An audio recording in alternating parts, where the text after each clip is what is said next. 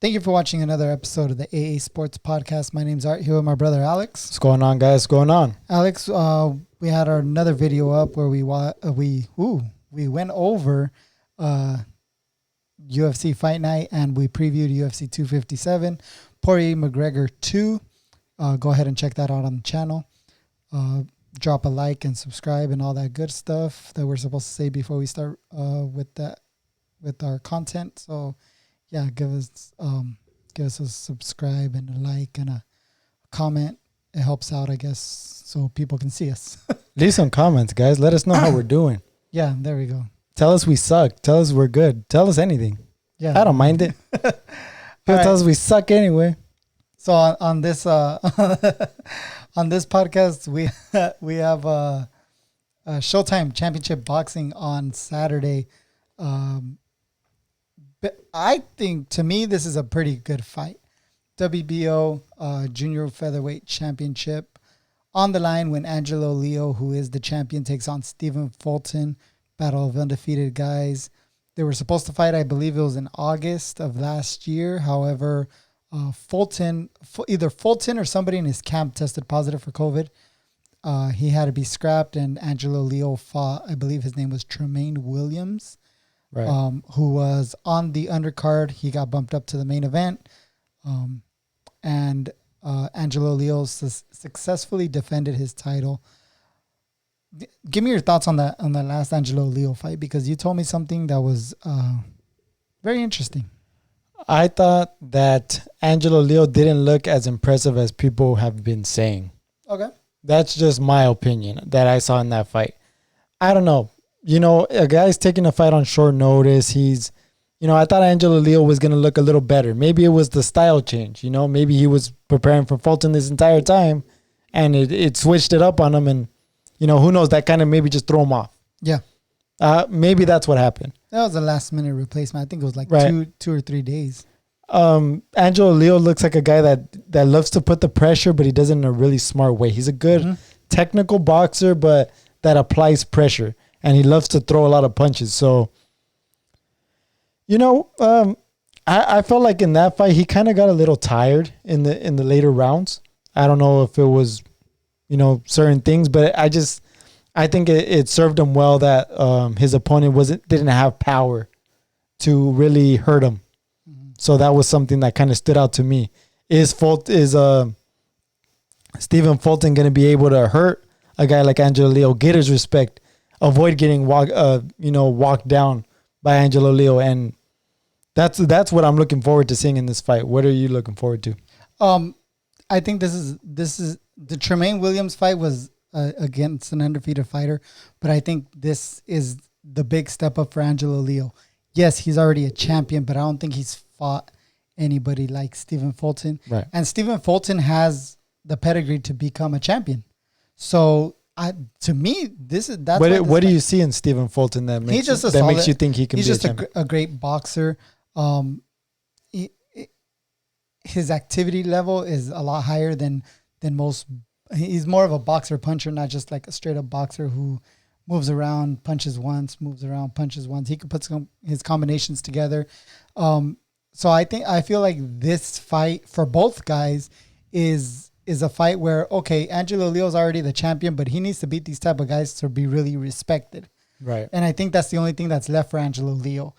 Beating a guy who the world knows, who, like, for me, I'm excited for this fight because this is a fight where the winner, to me, is a legitimate champion and a legitimate great fighter or a legitimate number one junior featherweight in the world. I think that's what makes me want to see this fight too, because when Angelo Leo fought and I watched him in that against what was his name, Tremaine Williams. Mm-hmm. Everybody was talking about, Angelo Leo this, Angelo Leo that, Angelo Leo this, Angelo Leo that. I was like, well, is this guy this special? Mm-hmm. Let me look at this fight. I didn't see what they were talking about. That's just my opinion. I don't know. Again, like maybe the style change, the late replacement fight, maybe that threw him off.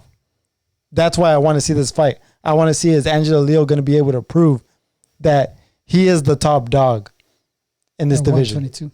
Yeah. Is he going to be able to just walk through a guy like Stephen Fulton, who people say Stephen Fulton's his first real big test, right? And Angelo Leo's a champion. So if that's his first big test, I want to see what he's going to be able to do with a guy like Stephen Fulton.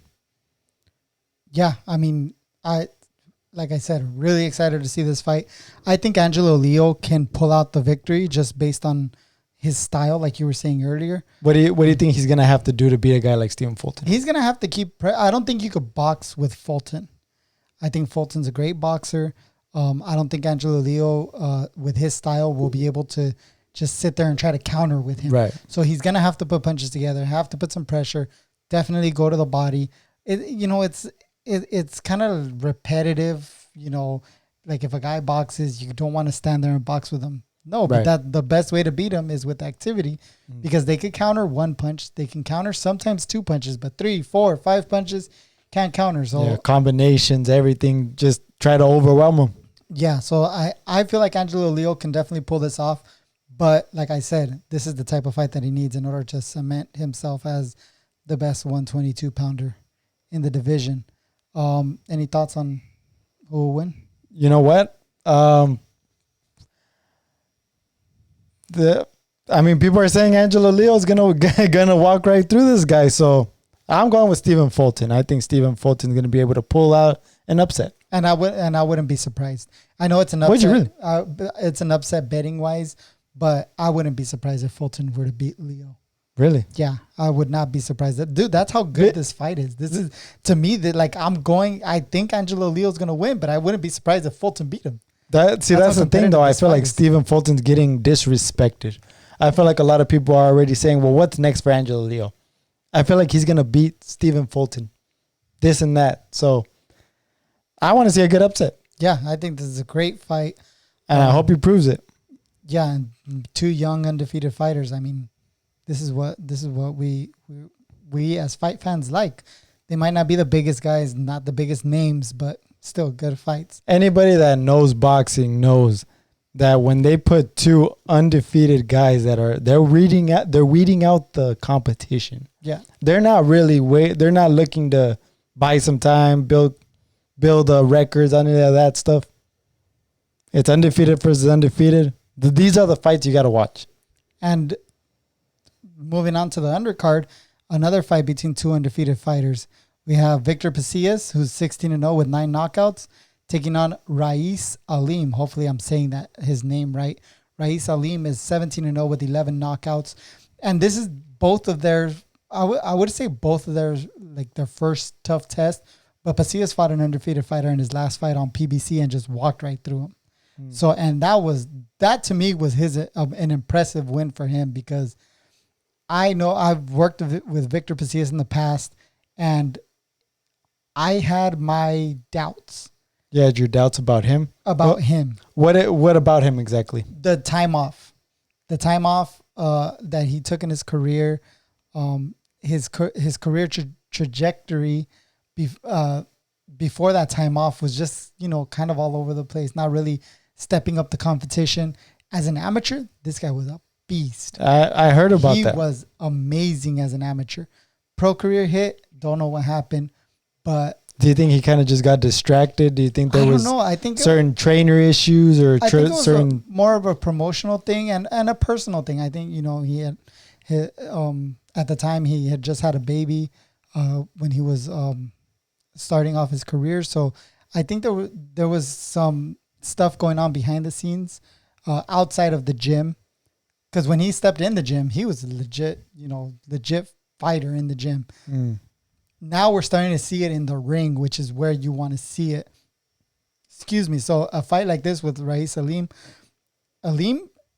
also a standout amateur, but at the same time, you look at his record, and he hasn't had that step up fight yet. Yeah, and this is that step up fight. So, and again, 2 undefeated fighters, both highly touted, and one of them, someone's has to go. Well, this is the type of fight where you want to lose. Like, I would rather lose against a 17-0 Aleem or a 16-0 Victor Pasillas than lose against a journeyman who has a really bad record, and it makes you look worse. Or getting knocked out by a guy that has a bunch of losses on his record. Exactly. So a fight like this, I don't think is a big time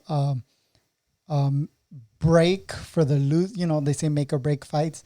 This isn't a break if you lose this fight. I think you take a step back, but you can still regain yourself because you lost to a top fighter. Right. But a win in a fight like this can definitely catapult you to the next level. I believe they're fighting at 126, if I'm not mistaken. I have to check on that, but I don't remember exactly if they're at 122 or 126. But Victor Pasillas, I mean, working with him in the gym and his background, he's definitely, I think he's the quote unquote B-side in this fight, but he's definitely not a B-side type of fighter. This is definitely another pick-em fight, a toss-up that I'm really interested in seeing. Yeah, they're fighting at 122. 122. They'll probably weigh in like 123, 124 because, you know, it's not a title fight or anything. But this fight is another really good fight. So, you know, Saturday night we have Poirier McGregor 2, which we already talked about. And on another episode, we have Angelo Leo against Stephen Fulton, and we got Pasillas against Aleem. So a bunch of good fights this weekend. I'm taking Victor Pasillas just because I worked with him in the past. Great dude. What can you tell us about Victor Pasillas? Because we know that he was a good amateur, but seeing him spar, seeing him fight, he's a crafty guy. Like he's a guy that's very quick, in and out, accurate, good hand speed, good footwork, all the things you want in a southpaw fighter. And I think the main thing is that he is a southpaw. Now Aleem has fought a couple southpaws. Obviously he's undefeated, so he's beat them all. But I think Pasillas being a southpaw gives him an advantage in this fight. He just knows how to use his angles well. His footwork is amazing. That little break in his career, I think, was a turning point for him. And I think it was for the better, where I've seen him in his recent fights look just as good. Right. Like, he hasn't looked bad. So, do you think that the break hurt him at all? I haven't seen it. I haven't seen it hurt him. So, okay. I mean, you know, I think you would notice if a guy was, you know, hurt by a break or by some time off. But no, he's looked solid. So I'm really excited for that fight. Really excited for Leo Fulton. Any last comments on the Showtime boxing? I'm glad to have boxing back, man. What can you tell me about the Aleem? Aleem. Yeah, Aleem. Sorry, I hope we're not butchering his name. He's a really good fighter. Crafty counterpuncher. I saw one of his fights against a lefty. Works the body very well. In his last fight, did he wear red trunks with gold trim? I do not recall. Because I remember watching a fight. I just don't know if that's him. Because I haven't really paid attention to this guy, so I don't know. There's a Emmanuel Aleem also, who is a bigger, like a 154 pounder. So that might be who I'm confusing him with. Yeah. So when you look it up, like, it was hard for me to find some Aleem film because it was really hard. Yeah, because when I was looking, when I told you about that guy, I was like, wait a minute. They're saying these guys are fighting at 122. That guy that I saw, he's no 122 pounder. Let me tell you, this guy was ripped. Yeah, I was like, there's no way you fit that at 122. Aleem's ripped too, but they're smaller guys. Yeah, right.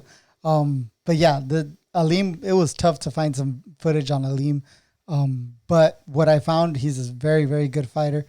I wouldn't be surprised if he were to beat Victor Pasillas. I wouldn't be surprised if Pasillas beat Aleem.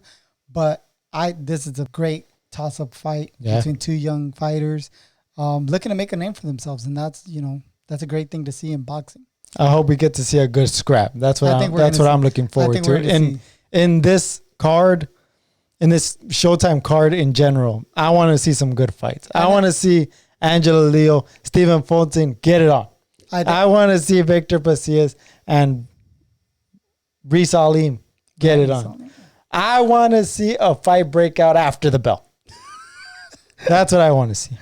Well, it's going to go up head-to-head with Poirier McGregor. So, I mean, we're going to be flipping back and forth, or we'll have the two TVs set up. One of the two. We'll figure it out.